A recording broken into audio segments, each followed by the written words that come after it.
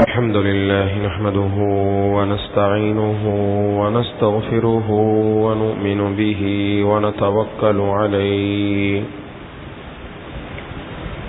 ونعوذ بالله من شرور أنفسنا ومن سيئات أعمالنا من يهده الله فلا مضل له ومن يضلله فلا هادي له ونشهد أن لا إله إلا الله وحده لا شريك له ونشهد أن سيدنا ومولانا محمدا عبده ورسوله صلى الله تعالى على خير خلقه محمد وعلى آله وأصحابه ومن تبعهم بإحسان إلى يوم القيامة أما بعد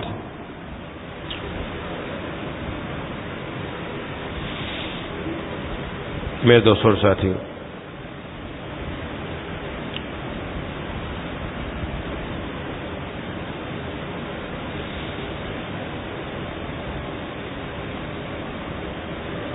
چند جمعوں سے موت سے پہلے اور موت کے بعد سے متعلق شریعت کے احکامات اور اس سے متعلق محبوب کبریا خاتم الانبیاء سرکار دو عالم صلی اللہ علیہ وسلم کے فرمان مبارک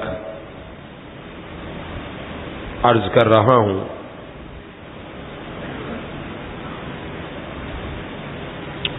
میت کو قبر میں دفنانے کے بعد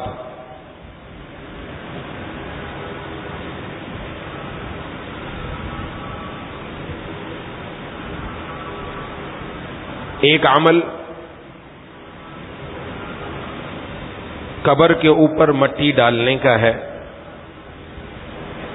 جس کی جناب نبی کریم صلی اللہ علیہ وسلم نے حدیث میں ترغیب دی۔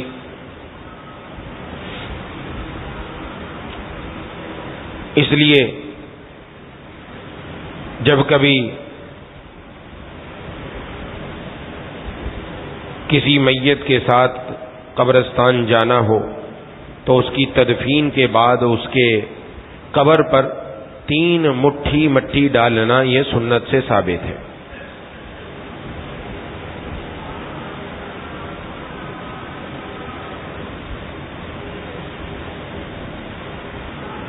اور پہلی مٹھی ڈالتے ہوئے منہا خلقناکم، دوسری مٹھی ڈالتے ہوئے وفیہا نعیدکم، اور تیسری مٹھی ڈالتے ہوئے وَمِنْهَا نُخْرِجُكُمْ تَارَةً أُخْرَى پڑھنا لکھا ہوا ہے۔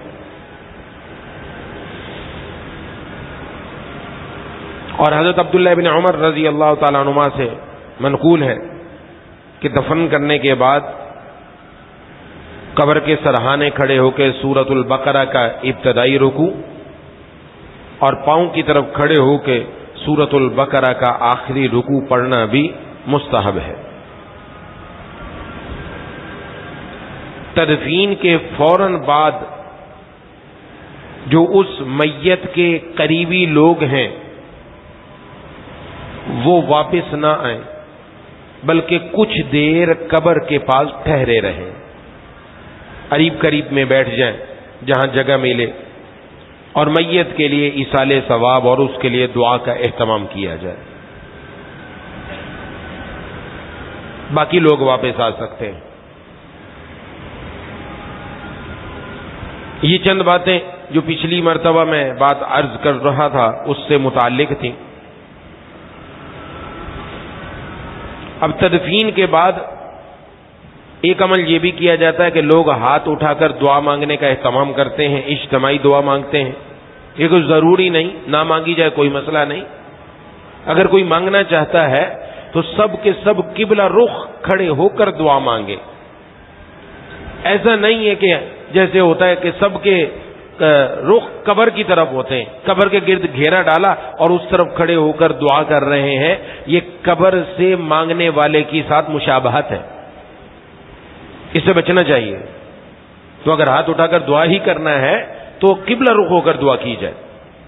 ورنہ ہاتھ اٹھائے بغیر بھی دعا ہو سکتی ہے، ضروری نہیں ہے۔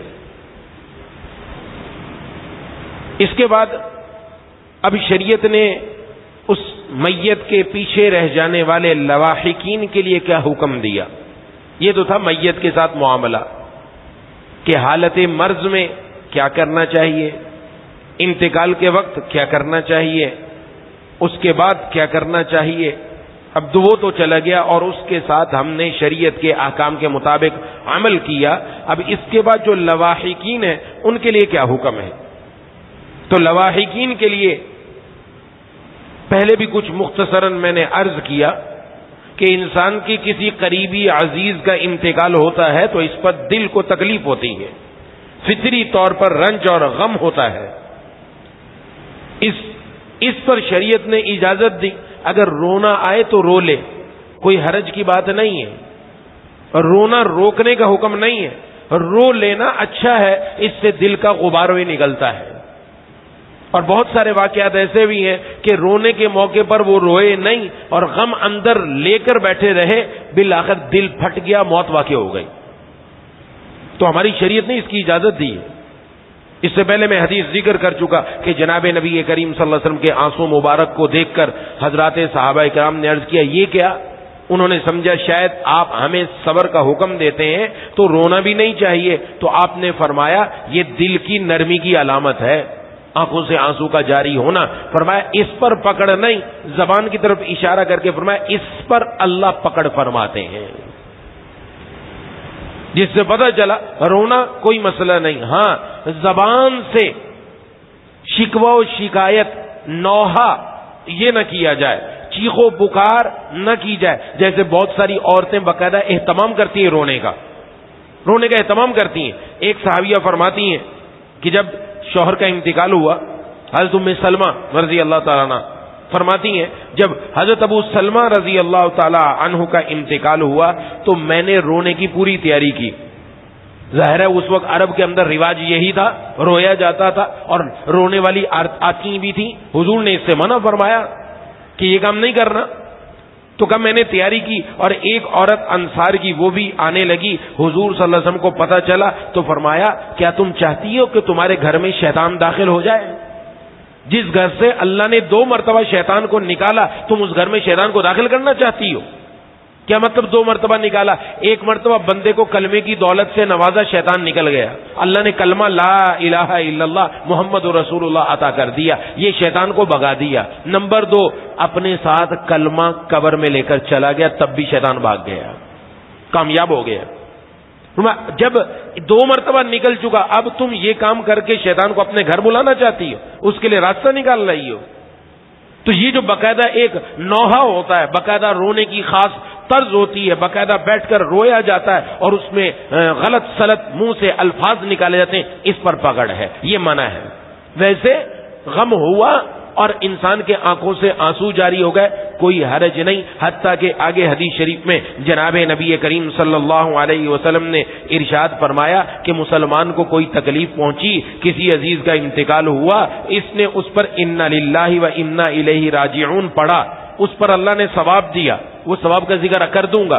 پھر فرمایا دوبارہ کسی موقع پر، اس موقع پر نہیں، دوبارہ 2 مہینے بعد، سال بعد یا 2 سال بعد پھر کبھی ذکر آیا اس بندے کا تو دل سے محبت کی وجہ سے دوبارہ آنکھوں سے آنسو نکلے اور دوبارہ اس نے انا للہ و انا الیہ راجعون پڑھا۔ فرمایا اللہ نے جو پہلی مرتبہ اس نے صبر کیا تھا اس پر جو ثواب دیا تھا، اب بھی اللہ اس کو وہی ثواب عطا فرمائیں گے۔ تو اس لیے اگر دوبارہ کبھی غم آ جائے اس کے اوپر بھی صبر کرنا، اس پر بھی اللہ ثواب عطا فرماتے۔ تو اصل بات کیا بتانا تھی کہ زبان پر پکڑ ہے۔ کچھ باتیں حدیث میں آئی ہیں، پہلے میں وہ عرض کر دوں، اس کے بعد میں چند باتیں عرض کروں گا کہ بہت سارے دنیا سے عزیز و اقارب چلے جاتے ہیں، بندہ پریشان ہوتا ہے، خاص طور پر اگر چھوٹے بچے چلے جائیں اس سے زیادہ غم ہوتا ہے۔ اس سے متعلق بھی جناب نبی کریم صلی اللہ علیہ وسلم نے کچھ ارشاد فرمایا، کسی کو جا کر کسی کی جا کے تعزیت کرنا، تسلی دینا، اس پر بھی حضور صلی اللہ علیہ وسلم نے کچھ ارشادات فرمائے ہیں، ان کو پہلے میں عرض کر دوں، پھر انشاءاللہ کچھ باتیں عرض کرتا ہوں۔ حدیث شریف میں حضرت ابو ہریرہ رضی اللہ تعالیٰ عنہ سے روایت ہے، بخاری شریف کی حدیث ہے، فرمایا مسلم شریف میں بھی موجود ہے، کہ رسول اللہ صلی اللہ علیہ وسلم نے انصار کی عورتوں سے فرمایا تم میں سے کسی عورت کے 3 نابالغ بچوں کا انتقال ہو گیا اور اس نے اس پر ثواب کی امید سے صبر کیا، اللہ اس کے بدلے اس عورت کو جنت میں داخل فرمائیں گے۔ فرماتی ہیں ایک عورت نے کہا کسی کے 2 بچوں کا انتقال ہو گیا تو فرمایا 2 پر بھی اللہ یہی ثواب عطا فرمائیں گے، اور آگے آ جائے گا 1 میں 1 کا بھی ذکر ہے۔ ایک حدیث شریف میں ہے، حضرت ابو موسیٰ اشعری رضی اللہ تعالیٰ عنہ سے روایت ہے کہ رسول اللہ صلی اللہ علیہ وسلم نے فرمایا جب کسی انسان کے بچے کا انتقال ہوتا ہے، یہ نابالغ بچے کا، اللہ فرماتے ہیں فرشتوں سے تم نے میرے بندے کے بیٹے کو قبض کر لیا، یعنی اس کی روح قبض کر لی؟ وہ کہتے ہیں جی ہاں۔ فرمایا تم نے اس کے دل کے ٹکڑے کو لے لیا؟ وہ کہتے ہیں جی ہاں۔ فرمایا میرے بندے نے کیا کہا؟ وہ کہتے ہیں اس نے آپ کی تعریف بیان کی اور اس نے انا للہ و انا الیہ راجعون پڑھا۔ فرمایا میرے بندے کے لیے جنت میں ایک محل بنا دو جس کا نام بیت الحمد رکھ دو، اس کے لیے جنت میں محل تیار ہو گیا۔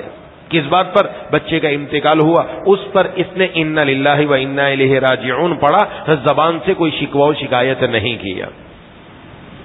ایک حدیث میں فرمایا رسول اللہ صلی اللہ علیہ وسلم نے جس نے کسی تکلیف زدہ شخص کی تعزیت کی، اس کو جا کر تسلی دی، تو فرمایا اللہ تعالی اس تعزیت کرنے والے کو، وہ جو بندے کو مصیبت پہنچی تھی، تکلیف پہنچی تھی، اس نے جو صبر کیا تھا، اس پر جو اس کو اجر ملا تھا، اللہ تعزیت کرنے والے کو، تسلی دینے والے کو بھی وہی اجر عطا فرماتے ہیں۔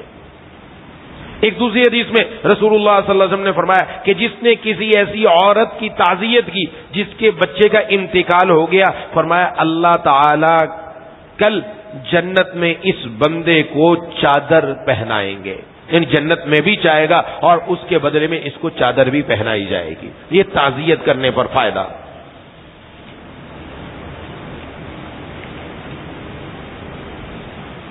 حضرت ابو ہریرہ رضی اللہ تعالیٰ عنہ سے روایت ہے، فرمایا ایک آدمی کے بیٹے کا انتقال ہو گیا تو وہ میرے پاس آیا اور اس نے آ کر مجھے قسم دی کہ اگر تم نے اپنے خلیل یعنی رسول اللہ صلی اللہ علیہ وسلم سے کچھ بات اس بارے میں سنی ہو تو مجھے بتاؤ تاکہ میرے دل کو تسلی ہو، میرے بیٹے کا انتقال ہو گیا۔ تو فرمایا ہاں میں نے سنی ہے رسول اللہ صلی اللہ علیہ وسلم سے، فرمایا کہ جو مؤمنین کے چھوٹے بچے انتقال کر جاتے ہیں وہ جنت میں ایسے ہوں گے جیسے سمندر کے اندر ایک خاص قسم کا جانور ہوتا ہے، وہ پورے سمندر میں جہاں چاہتا ہے گھومتا ہے، فرمایا ایسے ہوں گے، پوری جنت میں گھومتے رہیں گے، اور جب آخرت کا دن آئے گا، بندہ جائے گا تو یہ بچہ اپنے والد کے کپڑے کو ایک طرف سے پکڑے گا اور اس کو کھینچ کر جنت کے اندر داخل کر دے گا۔ اس سے تسلی ہو گئی اس بندے کو کہ میرے بیٹے کا انتقال ہوا، یہ میرے لیے آخرت میں یہ جنت میں جانے کا سبب بن گیا۔ سبحان اللہ۔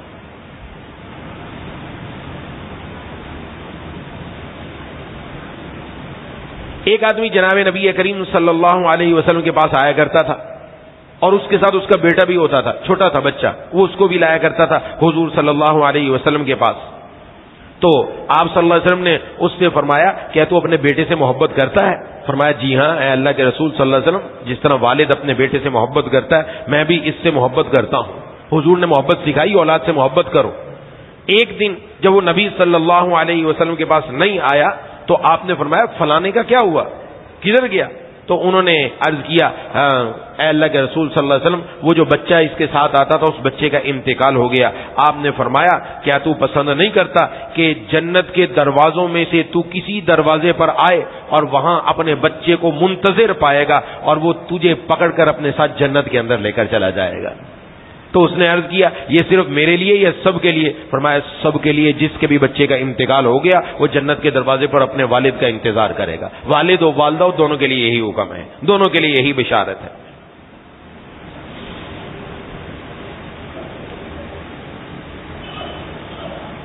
یہ چند احادیث تھی جو آپ کے سامنے عرض کی کہ جس میں جناب نبی کریم صلی اللہ علیہ وسلم نے اس کے بارے میں ارشاد فرمایا کہ انسان کو ایسے موقع پر صبر کرنا چاہیے۔ صبر، جب دنیا سے کوئی آدمی چلا گیا اس کے لیے 3 کام اہتمام سے کرنے چاہیے.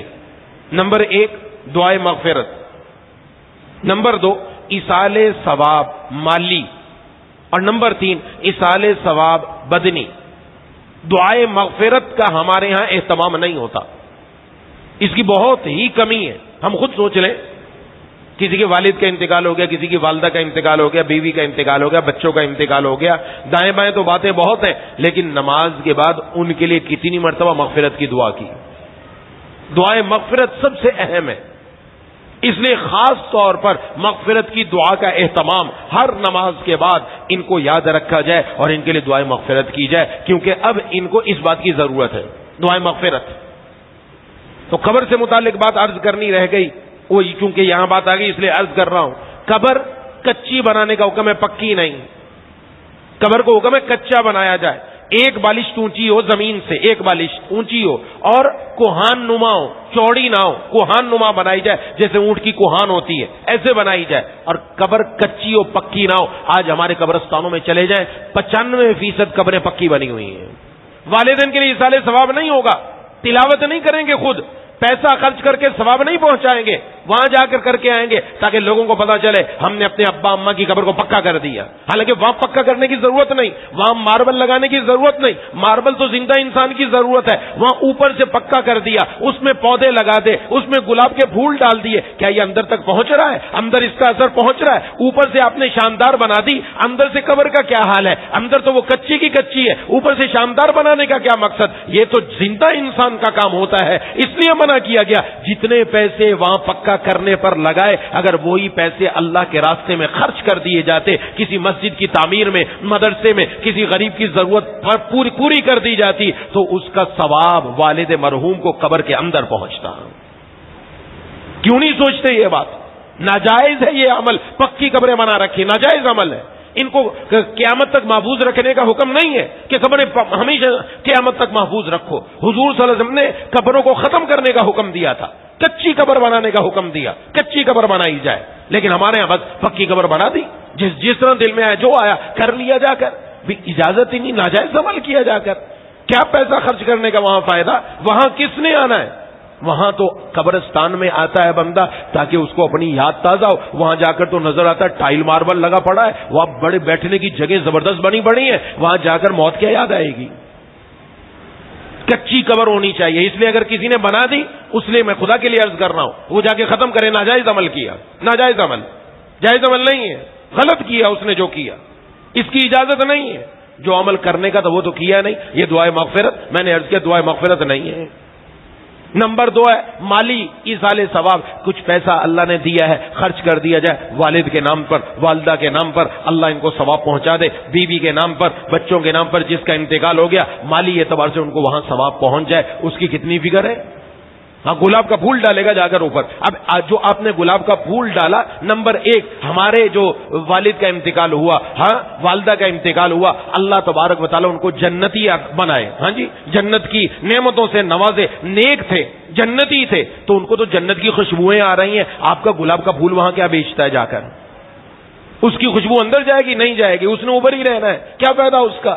وہ جتنے کا گلاب کا پھول لیا اتنے پیسے اللہ کے راستے میں دے دیتے. وہ یقیناً ماں باپ تک پہنچتے خوش ہو جاتے، وہاں پر خوش ہو جاتے. ان کو ضرورت ہے کہ ہمارے پاس کوئی چیز پہنچے، ہمارے پاس کوئی چیز پہنچے. وہ انتظار کرتے ہیں دنیا والوں کی طرف سے کہ دنیا والوں کی طرف سے کچھ پہنچ رہا ہے کہ نہیں پہنچ رہا، کچھ پہنچ رہا ہے کہ نہیں پہنچ رہا. تو اس لیے اس کا اہتمام ہونا چاہیے، مالی یا بدنی طور پر تلاوت کا اہتمام ہو. خود تلاوت کرے، بیٹا کرے، بیٹی کرے، شوہر کرے، بھائی کرے، بہن کرے. ہمارے ہاں تو اہتمام ہے باہر سے بلاؤ، بچوں کو بلا لو، قرآن خوانیاں کروا لو. ملا علامہ شامی رحمت اللہ علیہ نے جن کی کتاب سے پوری دنیا میں دیکھ کر فتویٰ دیا جاتا ہے، لکھا ہے ایسے بچوں کو بلا کر جو پڑھوایا جاتا ہے، نہ پڑھنے والے کو قرآن کا ثواب اور نہ جس کو ثواب پہنچایا جاتا ہے اس کو ثواب ملتا ہے. کیوں؟ اس لیے کہ پڑھنے والے کس لیے آئے؟ کھانے کے لیے آئے. آپ نے کھانے کا انتظام کر رکھا ہے، لوگ کھانے کے لیے آئے. اندر نیت خراب ہے. جب نیت خراب ہے، یا اس لیے میں آیا، فلاں نے بلایا نہیں جاؤں گا تو ناراض ہو جائیں گے، فلاں صاحب نے بلایا نہیں جاؤں گا ناراض ہو جائیں گے. میں تو اپنی دنیاوی قرابتیں پوری کر رہا ہوں، دنیاوی ضرورتیں پوری کر رہا ہوں، دنیا کے رشتے نبھا رہا ہوں. میرا مقصد قرآن نہ پڑھنا ہے، نہ بخشنا ہے، نہ مجھے ثواب، نہ جس کے لیے پڑھا گیا اس کو ثواب ملتا ہے. ہاں ثواب کب ملے گا؟ جب میں اپنے لیے خود پڑھوں، اہتمام سے پڑھوں، فکر کر کے پڑھوں. آج یہ بھی ہمارے اندر سے ختم ہوتا چلا جا رہا ہے. بس ادھر دفنا دیا، ادھر ختم کہانی. لوگوں کے سامنے تذکرہ ہے جی بڑا غم ہے، بڑا غم ہے. آپ نے کتنا قرآن پڑھا؟ غم ہے تو آپ کی عملی زندگی سے پتہ چلنا چاہیے. آپ نے اپنی بیوی کے لیے، اپنے والد کے لیے، اپنی والدہ کے لیے، اپنے بچوں کے لیے، اپنے عزیز و اقارب کے لیے کتنا قرآن پڑھا. اسی سے پتہ چلے گا میرے دل کے اندر کتنا غم ہے. یہ ہمیشہ اسی لیے شریعت اس چیز سے منع کرتی ہے کہ 3 دن کے بعد بیٹھ کر قرآن پڑھا، اس کے بعد بھول جاؤ، پھر سال کے بعد بلاؤ. یہ مسلمانوں کا طریقہ نہیں ہے، یہ ہندوؤں سے ہمارے اندر رسمیں آئی ہیں جس کو ہم دین کا حصہ سمجھتے ہیں. غلط ہے یہ. اور وہاں بھی کھانے کا انتظام نہ ہو تو کوئی بھی آنے کے لیے تیار نہیں. ادھر ایک غمی ہو گئی، ایک میت ہو گئی، ایک دل کو غم پہنچا ہوا، ادھر کھانے کا انتظام ہو رہے ہیں.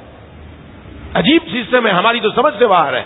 اس کو سمجھنا چاہیے ہم جا کہاں رہے ہیں. تو بہرحال اصل چیز تو ہے اپنی طرف سے کرنا، اور اس کے ساتھ یہی اہتمام ہوتا ہے. بس گھر والوں کو یہ فکر ہے اب کھانا بناؤ، دوپہر کے لوگوں نے آنا ہے، لنگر لگے گا، سارے دن کوئی بندہ نظر نہیں آئے گا، اور جس وقت کھانے کا ٹائم ہوگا پوری ایک بارات بیٹھی ہوئی ہوگی. یہ کوئی طریقہ ہے؟ خود سمجھنا چاہیے، خود سمجھنا چاہیے. یہ کوئی طریقہ ہے کہ ہم دوسرے کے پاس جا کر، حکم تو یہ تھا اپنے گھر سے کھانا بنوا کر ان کو جا کر کھلاتے، ان کو جا کر کھلاتے، بجائے ان کو کھلانے کے وہاں کھانے کے لیے بیٹھے ہوئے ہیں.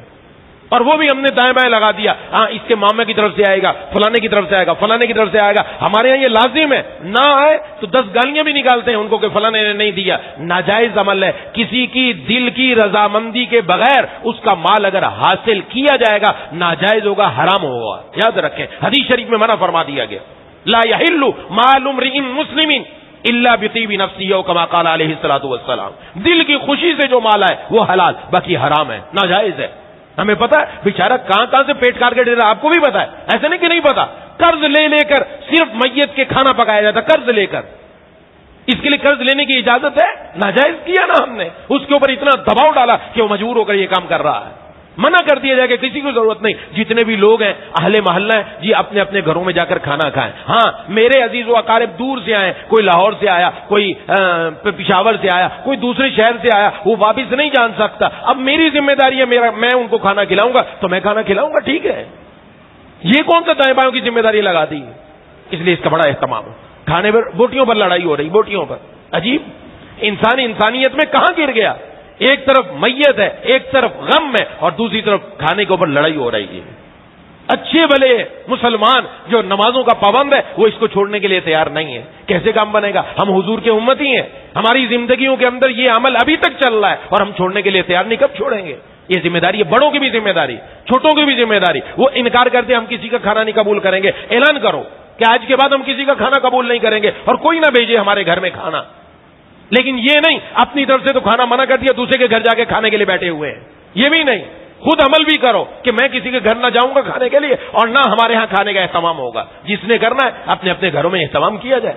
اس کے اہتمام میں یہ کوئی معمولی بات تھوڑی ہے. کس طرف ہم چلے جا رہے ہیں، ایک طرف معاملہ کیا اور دوسری طرف ہم خوشیاں منا رہے ہیں. یہ جو دعوتیں ہوتی ہیں یہ تو خوشی پر ہوتی ہیں، غمی پر کون دعوت کرتا ہے؟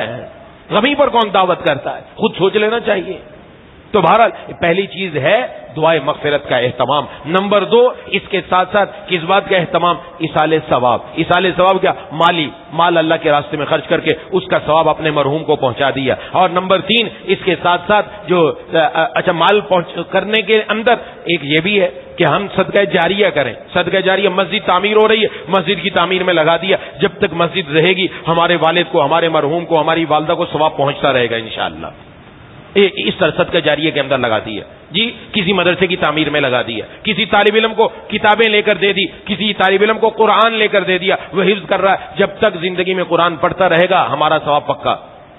یہ ایسے کام مسجدوں میں لا کر قرآن نہ رکھے جائیں. بعض لوگ یہ زیادہ اٹھتا ہے مسجد میں قرآن لا کے رکھ دیے. مسجد میں جتنے قرآن رکھے اتنے پڑھنے والے نہیں.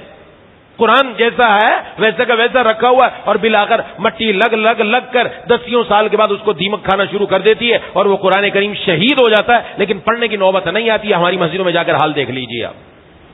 تو مسجدوں میں نہیں کسی کو تو جو پڑھنے والا ہے، کسی کے طالب علم کو، کسی ایسے آدمی کو جو پڑھ رہا ہے اس کو جا کر دیا جائے. اور تیسرے نمبر پر بدنی ایصال ثواب کہ نفل پڑھ کر کوئی عبادت کر کے، بدنی عبادت کر کے، تلاوت کر کے اس کا ثواب پہنچا دیا جائے. یہ بھی شرعاً جائز.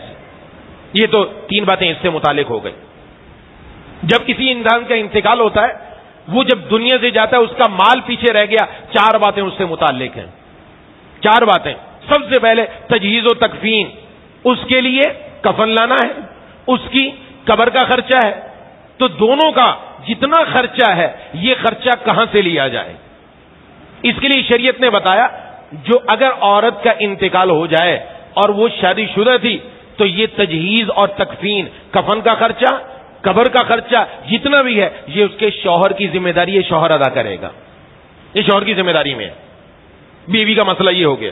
اس کے علاوہ بقیہ جتنے لوگ ہیں وہ اگر اپنا مال چھوڑ کر گئے ہیں تو سب سے پہلے ان کے مال سے ہی تجہیز و تکفین کا خرچہ پورا کیا جائے، ان کے مال میں سے لیا جائے گا۔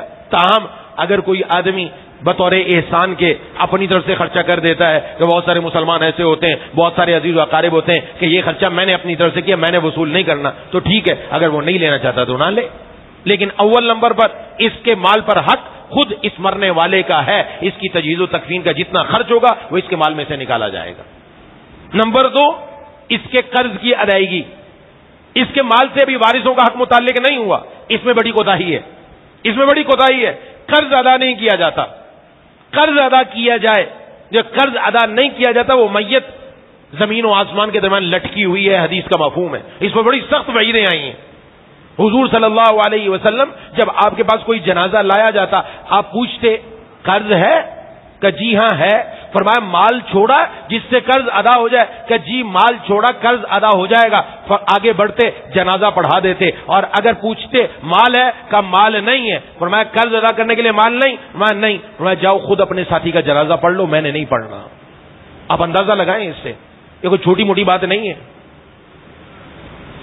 اس لیے صحابہ اکرام فرماتے ہیں ہم آگے بڑھ کے کہتے ہیں ہم اس کا قرض ادا کر دیں گے، کوئی نہ کوئی آگے آ جائے، ہم قرض ادا کر دیں گے، اور وہ ادا کرتے ہیں۔ ہماری طرح زبانی جمع خرچی نہیں کہ ہم زبانی جمع خرچی کر دیں بعد میں ادا کرنے کی کوئی فکر نہیں۔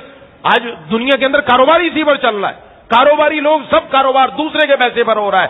تو چیز خرید لی، چیز خرید کر بک بھی گئی، پیسہ بھی آ گیا، وہ لینے کے لیے آ رہا ہے کہ بھائی آپ نے میرے ساتھ مہینے کا وعدہ کیا تھا، اب میرا پیسہ لوٹا دو۔ کہا ابھی پہ تو پیسے نہیں ہیں، ہاں 10 لاکھ کا سامان لیا تھا، 2 لاکھ پکڑا کے روانہ کر دیے کہ بعد میں آنا، وہ 10 لاکھ میرے پاس رکھا ہوا ہے، میں اس کے 8 لاکھ سے کاروبار کر رہا ہوں، ناجائز عمل کر رہا ہوں، دینے کے لیے تیار نہیں ہے۔ لیتے ہوئے تو یاد ہے، اور دیتے ہوئے مہینہ ہو گیا، 2 مہینے ہو گئے، 4 مہینے ہو گئے، بالفرض آپ کے پاس رقم نہیں تھی، آپ اس بندے کو کہتے بھائی پیسہ نہیں ہے، ہاں 1 مہینے کا ٹائم اور دے دو، میں آپ کو دے دوں گا۔ یہاں نہیں ہے، یہاں تو مسئلہ ہی کچھ اور ہے، قرض ادا کرنے کی ترتیب ہی نہیں۔ جو مال بندہ چھوڑ کر گیا، یاد رکھیں اس مال میں وارثوں کا حق نہیں۔ شریعت نے یہاں تک حکم دیا اس کا قرض ادا کرنے میں اگر سارا مال چلا جائے، زمینیں جائیدادیں بک جائے، بیچ دو، اس بندے کا سب سے پہلے قرض ادا کرو، وارثوں کو 1 روپیہ نہیں ملے گا اس میں سے، یہاں تک حکم ہے۔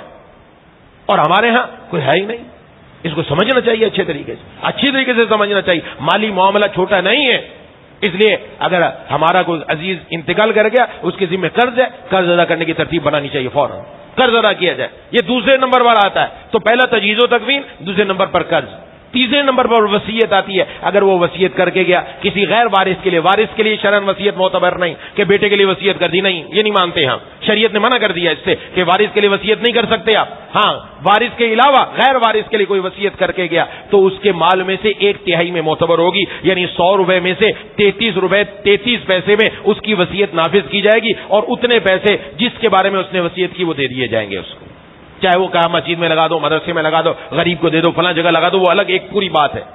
جی سر، اب چوتھے نمبر پر وارث کا حق آتا ہے۔ اب چوتھے نمبر پر اب جو مال باقی بچے گا وہ وارثوں میں تقسیم ہوگا۔ اس وراثت کی تقسیم میں بھی بڑی گڑبڑ ہے، اس پر انشاءاللہ ایک جمعے میں الگ عرض کروں گا۔ وراثت تقسیم نہیں ہوتی، لڑائی جھگڑے رہتے ہیں، نسلوں کی نسلیں مر جاتی ہیں، مر گئی، اور پیچھے پتہ نہیں لکڑ دادا سکڑ دادا کہاں سے وہ وراثت چل رہی ہے اور ابھی تک تقسیم نہیں ہوئی۔ جس کا قبضہ ہے وہ اس کے اوپر جم کر بیٹھا ہے اور دوسروں کو حق دینے کے لیے تیار نہیں، اور دنیا سے سارے جا رہے ہیں۔ اور یاد رکھیں حق کسی پر قبضہ کر لیا تو جناب نبی کریم صلی اللہ علیہ وسلم نے ارشاد فرمایا جس نے کسی کی زمین پر ایک بالشت، یہ بالشت ہے، ایک بالشت بھی کسی کی زمین لے لی، ہتھیا لی، قیامت والے دن 7 زمینوں کے نیچے اس کو دھنسایا جائے گا، یہ اس کی سزا ہے۔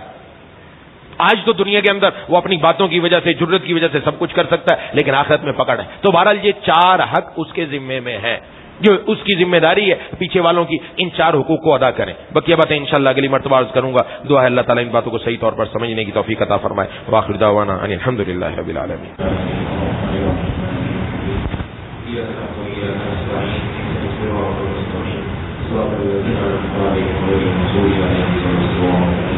اللهم صل على سيدنا مولانا محمد وعلى آل سيدنا مولانا يا إله العالمين يا الراحمين اغفر في هذه الكون وعلى القبول المقبول ويا كريم يا إله العالمين يا الراحمين يا ذا الجلال والإكرام ہمارے والدین کی، بیوی بچوں کی، بہن بھائیوں کی، دوست و احباب کی، تمام رشتے داروں کی، اہل پاکستان کی پوری امت مسلمہ کی مغفرت فرمائے. یا اللہ ہمارے یا اللہ جو میں سے جو بھی بیمار ہے، گھروں میں جو بیمار ہے، دوست و احباب میں جو بیمار ہے، اسپتالوں میں جو بیمار ہے، جنہوں نے بیماروں کے لیے دعا کے لیے کہا، کہنا چاہتے تھے نہیں کر سکے، امید رکھتے ہیں پیغام پہنچانا پہنچ سکا، سب کو شفائے کاملہ عاجلہ مستمرہ عطا فرمائے. ایک ساتھی کی بہن بیمار ہے، انہوں نے دعا کے لیے کہا ہے. بھائی محمد شفیع صاحب علی ہیں، اور اسی طرح جناب بھائی محمد ابو بکر صاحب علی ہیں، اور بھائی عدنان رشید کی والدہ نبی رشید صاحب کی اہلیہ کافی علی ہیں. سب کے لیے دعا فرمائے. اللہ تبارک و تعالیٰ سب کو شفائے کاملہ عاجلہ مستمرہ عطا فرمائے. بڑے کریں گے العالمین جن کا جو علاج چل رہا ہے یا اللہ اسی میں ہی شفا رکھ دیجیے. اے العالمین اے الراحمین ہمارے جتنے عزیز و اقارب یا اللہ دنیا سے جا چکے سب کی قبروں کو دور سے منور فرما دیجیے. سب کو جنت الفردوس میں جگہ عطا فرما دیجیے. ان کی آخرت کی منازل عطا فرما دیجیے، اور ہم سب کو مرنے سے پہلے موت کی تیاری کرنے کی توفیق عطا فرما.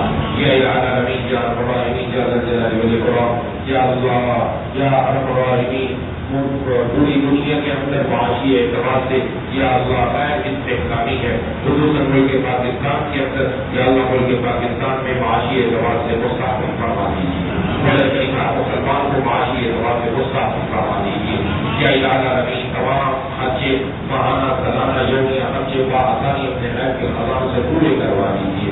یا اللہ ہم سب کی گھروں میں دین کا ماحول بنا دیجیے، فقیروں والا ماحول بنا دیجیے. بڑے کریم ہمیں بھی، ہماری اولادوں کو بھی، ہمارے بیوی بچوں کو بھی، گھر کے والدین کو بھی، بہن بھائیوں کو بھی، پوری امت مسلمہ کو سب کو یا العالمین نمازوں کی خوراک کی اپنے دین پر چلنے کی توفیق عطا فرما دیجیے. بڑے کریم العالمین ہمارے اندر جو کمی اور کوتاہیاں سب دور فرما کر پورے کے پورے دین پر پابندی سے چلنے والا بنا دیجیے. بڑے کریم العالمین الراحمین جل جلالہ والاکرام یا اللہ جو کاروباری اعتبار سے پریشان ہیں، رزق کے اعتبار سے پریشان ہیں، یا اللہ گھریلو اعتبار سے پریشان ہیں، اپنی گھر کی زندگی کے اعتبار سے پریشان ہیں، اولاد کے اعتبار سے پریشان ہیں، سب کی تمام قسم کی پریشانیوں کو دور فرما کر ان سب کا حل فرما دیجیے. بڑے کریم ہمارے گھروں میں اختلافات کو ختم فرما کر اتفاق اتحاد محبتیں پیدا فرما دیجیے. آپس میں شیر و شکر فرما دیجیے. عاجزی کثرت شریروں کے شر نظر بد سے ہم سب کی حفاظت فرما دیجیے. بڑے کریم العالمین الراحمین جل جلالہ والاکرام جتنی دعائیں آپ کے محبوب سرکار دو عالم صلی اللہ علیہ وسلم نے مانگی وہ سب ہم سب کے حق میں قبول فرما لیجیے. جن جو سے پناہ مانگی ان سب سے ہم سب کو پناہ عطا فرما لیجیے. اللهم قل خير لكل مسلم ومسلمة اللهم ارحم أمة محمد صلى الله عليه وسلم. ربنا تقبل منا إنك أنت السميع العليم وتب علينا إنك أنت التواب الرحيم. یا اللہ جتنے بھی حاضرین منصب موجود ہیں ہم سب کے دلوں میں جتنی جائز تمنائیں ہیں محبت سے غلط میں پوری فرما دیجیے. ربنا تقبل منا إنك أنت السميع العليم وتب علينا إنك أنت التواب الرحيم. صلى الله على خير محمد وعلى آله وأصحابه أجمعين برحمتك يا أرحم الراحمين. آمين يا رب العالمين.